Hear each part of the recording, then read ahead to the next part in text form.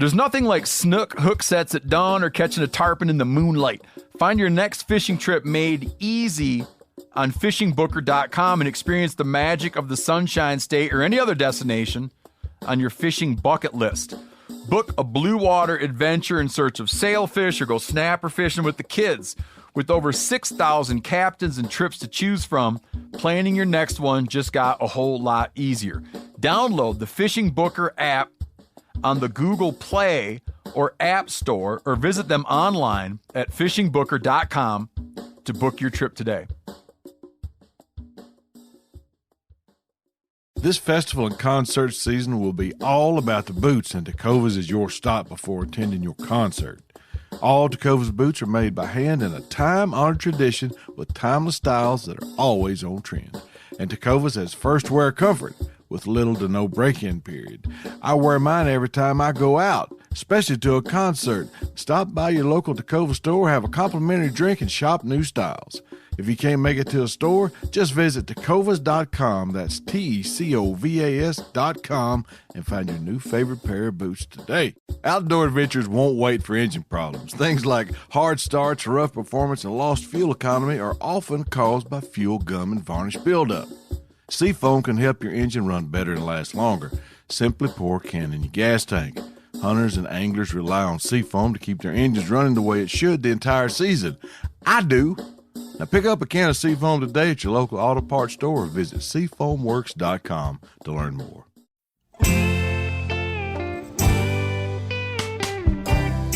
Welcome to This Country Life. I'm your host, Brent Reeves. From coon hunting to trot lining and just general country living, I want you to stay a while as I share my stories and country skills that'll help you beat the system. This Country Life is proudly presented as part of Meat Eaters Podcast Network, bringing you the best outdoor podcasts the airways have to offer. All right, friends, pull you up a chair or drop that tailgate. I think I got a thing or two to teach you. Hogs, cows, and elephants.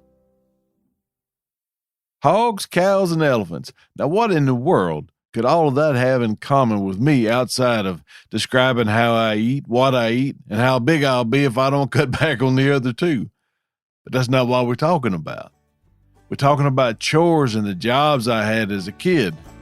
And trust me, all of that's going to make sense by the end of this episode. It's a pretty eclectic list looking back at it now, and I'm going to tell you all about it. But first, I'm going to tell you a story.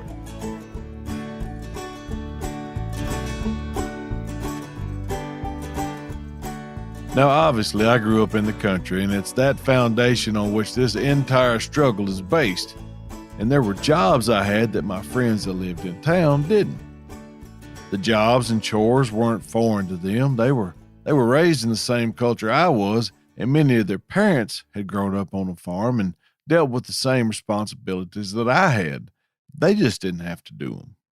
As a result, I got to learn to drive early. The first thing I ever drove was my dad's company truck. It was a standard shift Ford pickup. It was sky blue, and I would eventually have one of my own a few years down the road. I talked about it in episode 109 of This Country Life, Country Vehicles.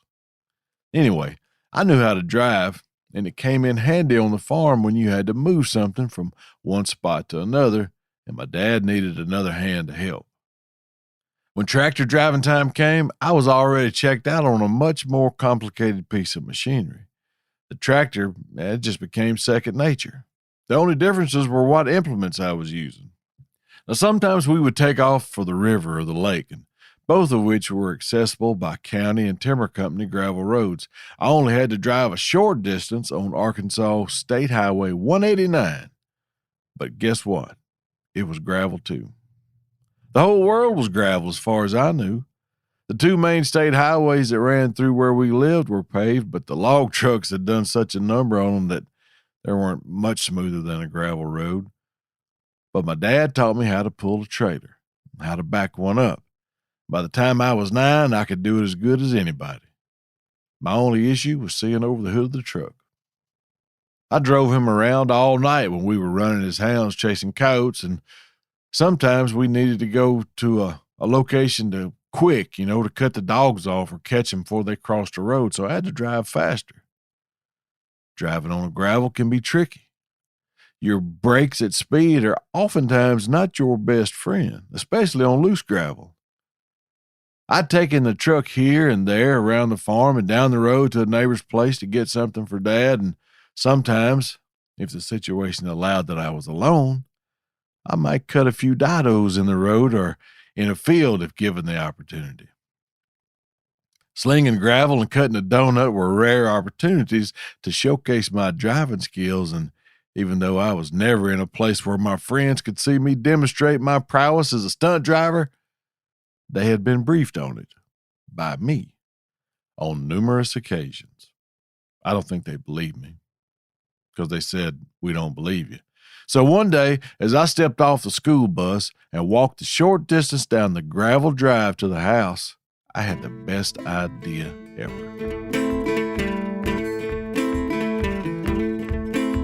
No one was at home, and there sat the farm truck, keys in the ignition.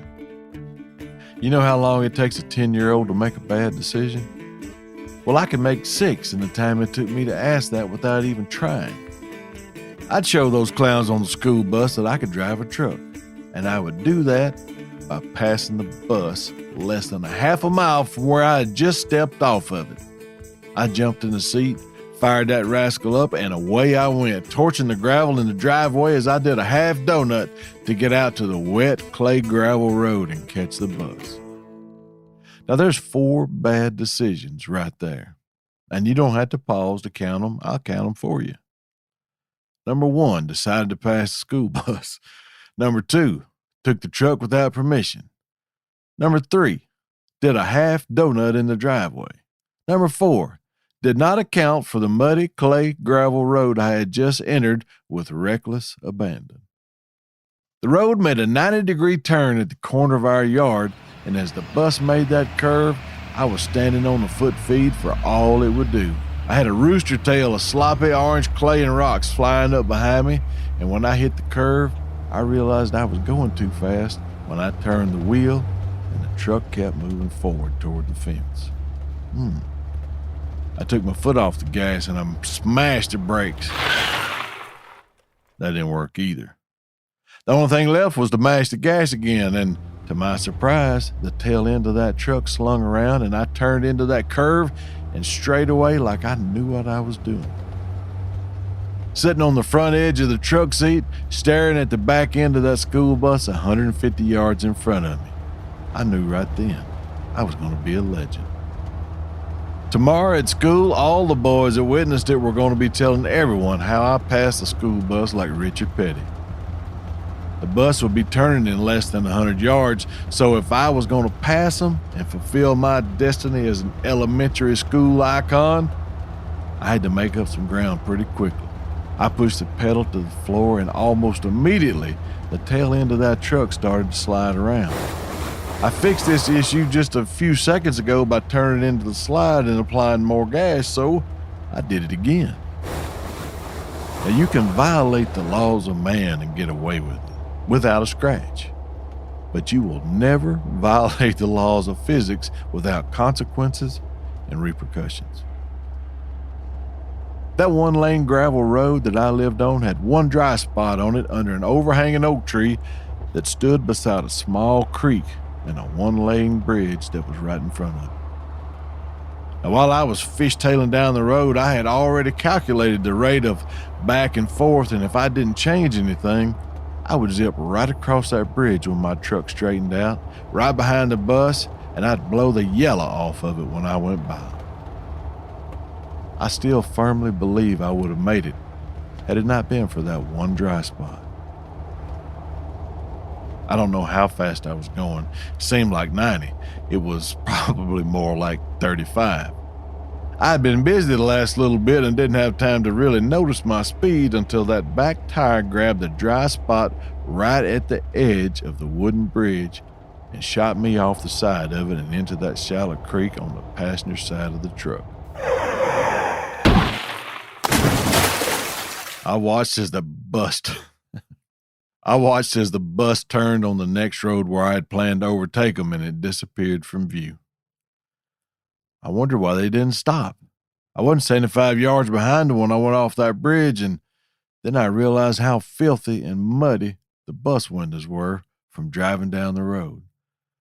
They couldn't have seen me if I hadn't wrecked. I could have passed them on a winged Pegasus and they wouldn't have noticed me. I looked across the pasture and I saw them one more time as I crawled out of the driver's side door window watching the front tire spinning like a top. Then they were gone, and I was all alone with our truck on its side in the ditch. Well, this is not good. But the story, it better be. My mind raced as to what the official version would be as I ran back toward the house. I heard a hog squeal. We had hogs in a pen across the road from where we lived, and they were notorious for getting out. That's it. The hogs got out, and I had to go catch them. So I fired up the truck, and I took off after them, and I ran off the bridge. I called my mom at the bank where she worked in town and told her what happened. My version of it, anyway. "Oh, my goodness, my baby, are you okay?" "Yes, ma'am." "I went ahead and put the hogs up before I called you." That was a rookie mistake. I should have went and turned them all out because my brother Tim would later comment in front of my mama, "You was chasing the hogs down the road?" "Yep." "The hogs went down the road?" "Yes." "The hogs went down this road right here where we're standing?" "Yes, Tim." "Well, where's their tracks?" My mama slowly turned her head to look at me, and one of her eyebrows raised up so high it disappeared into her auburn hair. I knew then that she was going to kill me. And it was all because my brother was playing Sherlock Holmes instead of minding his own business. Now, we called the wrecker, and he got the truck out. A broken right mirror and a dent in the door was the only things wrong with the truck. They made them different back then. I got a whooping and grounded, but I still had to do my chores, which took me outside, and I could easily hide a fishing pole in the barn and slip down to the pond and fish when I wanted to. And I had a great story to tell my boys on the bus the next day. I told them how I'd nearly caught the bus, but instead had drove the truck off the bridge like Steve McQueen. It was cool, and they should have seen it. They didn't believe me. And that's just how that happened.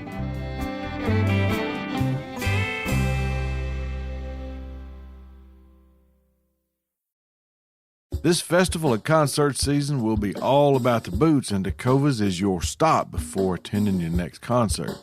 Tecovas has seasonal and limited edition offerings this spring, including men's and women's boots, apparel, hats, bags, and more. All Tecovas boots are made by hand in a time-honored tradition with timeless styles that are always on trend. And Tecovas has first wear comfort with little to no break-in period. It's hard to find this level of comfort paired with this level of style. Plus, their direct-to-consumer pricing keeps value on your feet and money in your pocket. I never go to a concert without mine, and it was all they could do to keep me off the stage. Stop by your local Tecova store, have a complimentary drink, and shop new styles. The smell of fresh leather and friendly staff are at your service. Many stores have leather custom branding to make your boots truly personalized. And with regular live music and events, there's no in-store experience like it. If you can't make it to a store, just visit tecovas.com. That's TECOVAS.com and find your new favorite pair of boots today. You ever get that feeling you're stuck inside staring at screens and a primal urge kicks in? You crave wide open spaces, fresh air, the chance to connect with the land.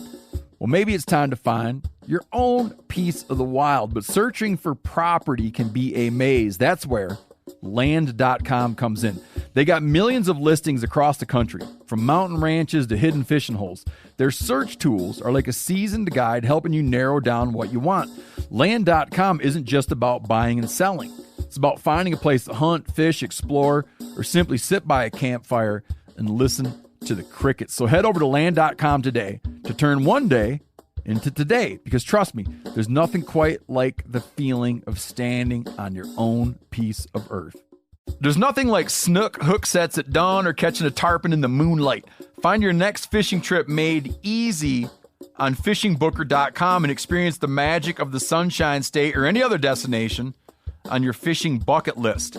Book a blue water adventure in search of sailfish or go snapper fishing with the kids. With over 6,000 captains and trips to choose from, planning your next one just got a whole lot easier. Download the Fishing Booker app on the Google Play or App Store or visit them online at fishingbooker.com to book your trip today. On the farm, there was always work to be done, and some kind of mowing was a big part of it. And we had 3 acres of yard to mow and a riding mower that worked some of the time. If it was down, it was push mowing time, and that wasn't fun. Besides my duties at home that paid me in room and board, I also got other jobs growing up. I worked at the local sale barn, pushing cows, hogs, and goats, whatever came through the sale. The sale was every Saturday, and there was a crew of us that was expected to be there by 7 a.m. to start checking in cattle. Ranchers would roll in with those gooseneck trailers, and we'd unload them, tag them with numbers and places that distinguish them from just lone cows or cows and calves that would be sold as pairs. We also got bulls, and occasionally they'd get pretty rank and try to smash you into oblivion. There were 7 or 8 of us, all kids.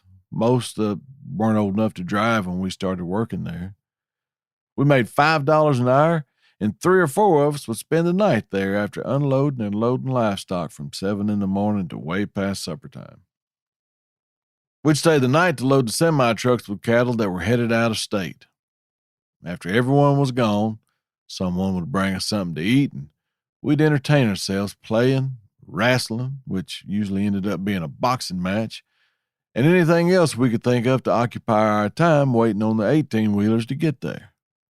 And it never failed. We were tired and had been working 12 hours or so, and we'd all get to the office and sit down and wait. And eventually, we'd all fall asleep. Then after midnight, some truck driver would slip in and wake the guy that was closest to the door up with a cattle prod. If you've never been woken up with electricity coursing through your britches, let me tell you, your situational awareness goes immediately from 0 to 10. We had some wild cows that would try to hurt you and some big bulls that came through that they wouldn't release to come off the scales down to where we were pinning them until everyone was watching and had an escape route planned. It was an orchestration of calamity, and other than getting kicked or run up a fence, cattle weren't really a problem. It was the hogs. Folks would trap or catch wild hogs with dogs and bring them to the sale. And buddy, let me tell you, they were wild. Folks would think that the bigger the wild hog is, the more dangerous he is, but that's not necessarily the way it works. They all have the ability to hurt you, but the big ones, I never had a problem with. They'd bow up and come at you, and I could dodge them pretty easily or jump up on a fence until we could get them where we wanted them to go, sometimes by using ourselves as bait like a bullfighter to get them going in the right direction. But it was the small hogs, the 40 to 60 pounders that were so quick that they'd have you cut before you knew what happened. I watched a childhood friend of mine get cut by one at the sale barn one Saturday. There was one fella in particular that always bought the wild hogs for his packing store, and he'd enlist one of us for a little extra cash to help him cut their tusks off before he left with them.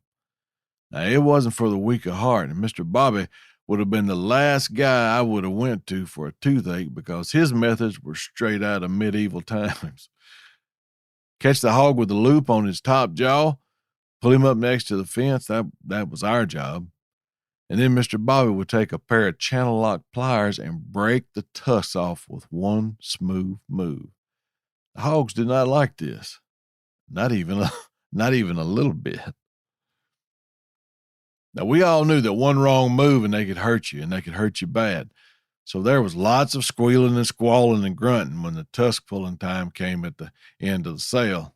And that was just from us, because someone had to go help Mr. Bobby. And on this day, it was my buddy Jeff.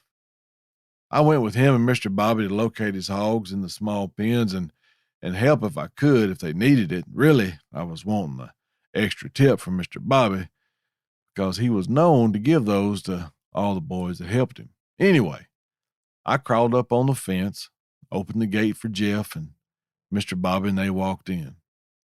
Now, that wild hog wasn't much bigger than a shoat. He was about as medium size as a black Labrador, and he'd backed himself into a corner of that pen and had been there ever since we'd pinned him following the sale. He looked like he was hypnotized. His hams were pushed up against that hog wire so tight that his behind looked like bubble wrap. And there he stood, motionless, all afternoon. So when tooth pulling time came around, we figured this joker was going to be easy. Come to find out, that hog had been saving his strength and planning his escape the whole time. His plan was simple. At the first opportunity, he was going to cut everyone between him and freedom with those 2-inch tusks of his that you could barely even see sticking out of his lower jaw. I had just gotten the gate closed when I saw that hog launch himself out of that corner that he'd been in all day. He ran by Jeff and headbutted the gate trying to get out. Now, I laughed. Mr. Bobby climbed the fence and laughed, and Jeff hopped up on the fence too. But Jeff wasn't laughing. He was looking down at his thigh that was exposed through a 10-inch cut in his Levi's that looked like someone had cut it open with a razor. Mr. Bobby said, "Son, did he get you?" Jeff said, "I don't think so." And then I saw blood pouring out of the bottom of Jeff's breeches. He moved that open cut of his jeans over a little, and we could see the long gash in Jeff's thigh. That hog had cut him with me watching it, and neither me or Jeff thought he was hurt. They're quick. I don't remember how many stitches Jeff got, but it was a passel of them. A week or so later, Mr. Bobby rolled into the sale barn with an ice chest full of sausage, pork chops, and bacon.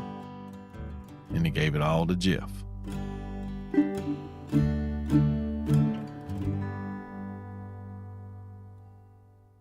Now, I've established beyond measure that I grew up in rural South Arkansas. So how in the world could I ever have a job associated with elephants? It was my mama. She no longer worked at the bank and was now working for the Chamber of Commerce in Warren. Anything and everything that happened from the annual Pink Tomato Festival, which is in June of every year and has been since Jesus was in junior high, to the county fair was run in some form through her office. Committee meetings, organizational meetings, whatever, she was in the know. So when the circus came to town, they gave my mama a handful of tickets, 2 of which she gave to me. I was a junior in high school, and I tricked a gal from those gilded halls of education into going with me to the circus. Now, this circus wasn't Barnum and Bailey, not by a long shot. But they had clowns, jugglers, acrobats, lions, and elephants. But that's about where the similarities ended. They were there for about 3 days. They'd bought some hay from local farmers to put on the floor of the lion cages and to feed the elephants. And then they left town. They saddled up and hit the road for the next little country town that wanted to see a circus, or a reasonable facsimile of one. And at the fairgrounds where all this had taken place, it was like they had never been there. Not a trace of them was found. No trash, no empty popcorn bags littered the ground, not even any popcorn. They were gone, except for the elephants. Now, don't misunderstand me. They didn't leave the elephants, but they did leave what the elephants left. There had been 3 days of good Arkansas hay fed to those pachyderms, and they had taken full advantage of it, apparently. Where they had those rascals tied out, there was a mound of elephant. Let me see. Droppings? Nope, that don't sound right. Elephant scat? Nope. Boulders? Yep, that's it. Elephant boulders. It's actually called dung, but there's a bug called the dung beetle that rolls around droppings of some such, but I can promise you, that bug ain't rolling one of these around, not even in a wagon. They were there for 3 days, and elephants on average, drop 220 pounds a day of pooped groceries. That's 660 pounds, and that little circus that couldn't afford a real big top, the one that the ringmaster suit looked like it had been his big brother's and his mama had made him wear it, that backyard afterthought of a circus had 4 elephants. That's 1.25 tons of everything the chicken laid but the egg that had to be hauled off when the fairgrounds director walked into my mama's office asking who he could pay to clean it up. Well, guess who got the nod? He let me borrow a trailer, a scoop, and I went to work, shoveling the remnants of what had been a beautiful and serene Arkansas hay meadow that had literally been turned into a bunch of, well, you know. As I shoveled my way through the mounds of boulders, I began to marvel at the size and consistency. And I had another thought. I should show these to my brother Tim. He'll think this is cool. Better yet, I should surprise him with one. So as I shoveled, I graded as I went, and I separated the good ones from those that lacked uniformity, and eventually I found the perfect specimen of a specimen. So I did what any normal little brother would do. I took it to my grandma's house. They lived in town. And I said, Mama Sly, this is elephant poop. I need a box to put it in, and I want you to wrap it up like a present. I'm going to take it to Tim's work and leave it for him. She stared at me unmoved and said, I think I got a cake box that'll fit in. What kind of wrapping paper should we use? Oh, man, I miss my Mama Sly. She wrapped that soccer ball size example of elephant processed Arkansas hay into something to behold. And I dropped it off at Tim's work before he got there so he'd be alone when he opened it. He said he immediately knew what it was and obviously who it was from when he cut the wrapping paper away and pulled off the lid. Well, that's what he gets. That's what he gets for asking about those hog tracks the day I was going to pass the school bus. Mind your own business, Timmy, and leave the stunt driving to us professionals.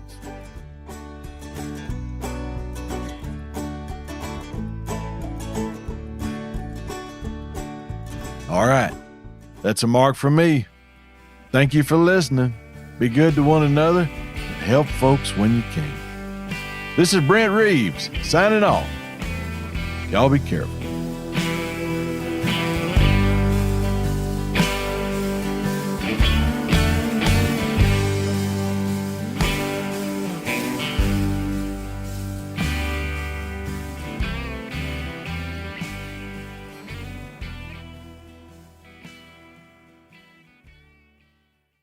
This festival and concert season will be all about the boots, and Tecovas is your stop before attending your concert. All Tecovas boots are made by hand in a time-honored tradition with timeless styles that are always on trend. And Tecovas has first wear comfort with little to no break-in period. I wear mine every time I go out, especially to a concert. Stop by your local Tecovas store, have a complimentary drink, and shop new styles.